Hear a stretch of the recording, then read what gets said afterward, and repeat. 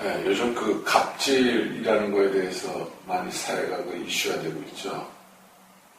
말하자면 그 총체적으로 얘기한다면 정보의 갑질입니다. 결국은 정보를 가지고 있는 사람이 그 정보를 가지고 있지 못하고 정보의 속성을 모르는 사람을 자기 마음대로 임의적으로 이제 활용하는 거죠. 그리고 자기 이익에 맞춰서 움직이는 거죠. 이제 우리가 실제로 보면 이제 제일 그 문제가 되는 게 이제 영성단체나 이런 데서의 그 정신적 갑질이라고 볼 수가 있는데, 그 말하자면 그 교주한테 이제 그 순종하게 만들고 복종하게 만드는 거죠. 우리가 실질적으로 우리 안에는 누구나 다 성령이 들어와 있고 신성이 있고 불성이 있다고 다들 얘기를 하면서 이 소중한 인간을 하나님도 우리에게 자율선택권을 줬는데, 그런 인간을 자기 앞에 무릎 꿇히게 하려고 하는 거예요, 정신적으로. 그래서 그 법은 이미 나한테 내려와 있고 이 법을 줄 수 있는 사람은 나밖에 없다는 식으로 얘기를 해가지고 사람들의 정신을 잡고 그걸로 인해서 이제 이득을 취하고 있는 거죠. 그런 사람들이 겉으로 보기에는 뭐 바른 가르침 많이 줍니다. 예.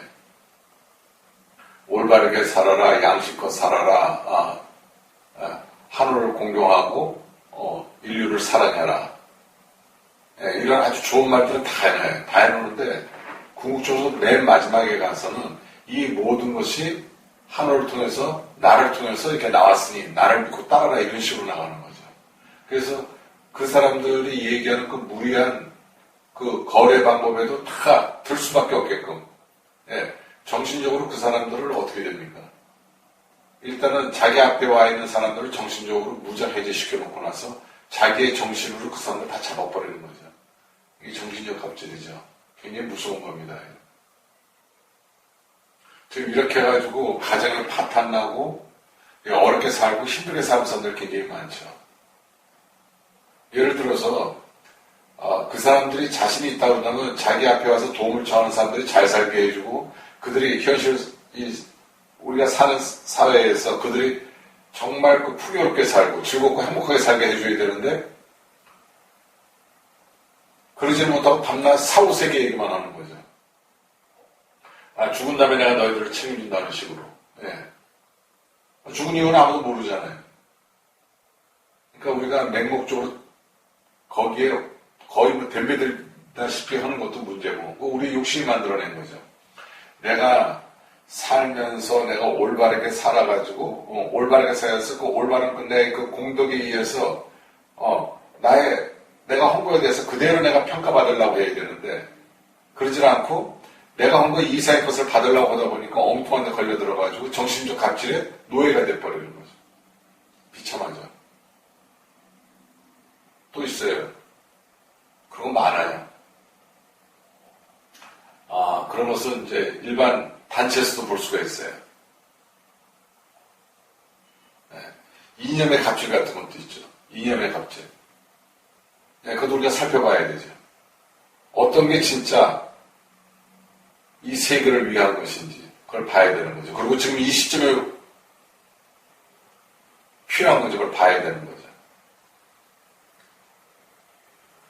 예를 들어서 지금 우리가 국민학교, 우리 국민들의 모든 수준이, 예를 들어서 고등학교 수준이라고 그런다면은 고등학교에서 대학교 갈 수 있는 수준의 어떤 이념을 제시가 나와야 되는데, 그게 아니라 박사 수준의 이념을 갖다 대면 국민들은 그걸 받아들일 수가 없죠. 그러고 나서 그런 식으로 얘기하고 이념의 우월성만 가지고 얘기를 하는 거죠. 근데 그런 이념을 가지고, 이념의 우월성 가지고 얘기하시는 분들이 과연 이 세상을 올곧게 살고 있느냐 이거죠. 우리가 그거 보면 아는 거죠. 우리가 환상 속에 있어는 안 돼요. 우리는 지금 오늘 하루라도 나가서 밥을 먹어야 돼요. 일을 해야 돼요. 일하지 않고는 우리한테 올 수 있는 게 아무것도 없거든요. 그러면 이 사회 속에서 내가 어떻게 잘 살 수가 있고, 또 사회적 제도로서는 어떻게 해야지 우리가 보호를 받을 수가 있는지, 거기에 우리가 초점을 맞춰야 되는 거죠. 쉽게 얘기하면은 우리가 개발도상국에 가서 우리가 가지고 있는 노하우를 전수하는데, 그분들이 지금 우리가 대한민국이 21세기에 누리고 있는 이 시스템을 그들이 원하느냐 이거죠. 안 그래요. 어떤 나라는 우리 1960년대에서 1970년도에까지 어떻게 우리가 발전했는지 그 시스템을 달라는 데가 있고, 또 1970년대에서 1980년대까지 너희 나라는 어떻게 성장했고 그때 사회생의 문제가 뭐였는지 그걸 가르쳐달라는 데가 있는 거예요. 단계별로 있는 거죠. 지금 당장 그 나라에게 지금 21세기 대한민국이 누리고 있는 정보를 갖다 대주면 그들은 감당할 수가 없는 거죠. 이런 식으로 이념을 이런 식으로 주입하게 되면 문제가 심각한 거죠. 네. 우리가 이 시대에 받아들일 수 있는 이념이 있는데 받아들이지 못하는 이념을 갖다 대놓고 나서 그 이념이 우월하다고 얘기하면 안 되는 거죠.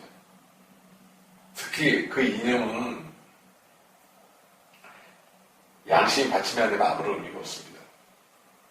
그 양심은 조화 균형 속에서 나오는 거지 조화를 깨는 거는 그런 이념으로서 가치가 없어요. 아무리 내가 좋은 아이디어와 좋은 생각을 가지고 있더라도 국민들이 받아들이지 못한다고 그러면 그건 쓸모가 없는 거죠. 오히려 국민을 혼란에 빠뜨리는 거죠.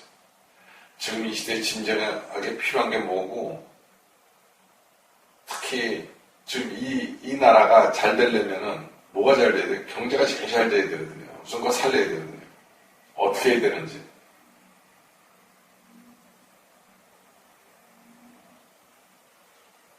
쉬운 거 아니에요? 다른 이념 생각하지 말고, 난 지금 우리 정치하시는 분들이, 우리 또 공무원 여러분들, 누가 나 다 같이, 다른 거 생각하지 마시고, 우리 이념을 지금은 가장 필요한 게 뭐냐? 부정부패 막는 거예요. 그게 막아져야 국제적인 대한민국의 신뢰도가 올라가는 거, 신뢰도가 가서 많은 사람이 투자하게 될 거예요. 그리고 그 부정부패가 우리에게 전혀 이롭지 않다는 것을 국민들 스스로 자각한다면 그게 바로 양심이 발현되는 거거든요. 그 양심이 발현되면 어떤 식의 행동이 나오게 되냐면 이미 예주로 나오게 돼서 행동 자체가 양심이 발현될 때는 뭐가 진짜 중요한지 보십시오. 이 시대에 우리 사회가 좀 가장 문제가 되고 있는 부정부패, 이거 척결하는데 이 척결의 이념을 맞추자 이거죠. 그러다 보면은 결국 부정부패가 당장에 나한테 이익이 될지는 모르지만 결국은 큰 일을 저질 수밖에 없고 결국 그것이 나한테 엄청난 손해를 온다는 거, 이것을 알게 된다 그러면은 우리 국민들은 스스로 양심을 회복하게 될 거고, 이 사회는 정말 밝은 사회, 우리가 원하는 사회, 우리 조상님들께서 우리에게 제시해줬던 홍익 인간 유아세계, 정말 예수님이 우리에게 큰 가르침을 줬던 천당과 같은 사회, 부처님과 같은 극락과 같은 사회를 꾸릴 수 있을 거예요. 이게 이런 이 정신적 갑질이 이제는 더 이상 이 사회에서 존재하지 않도록 우리 모두가 깨어나고 우리 모두가 노력해야 될 겁니다.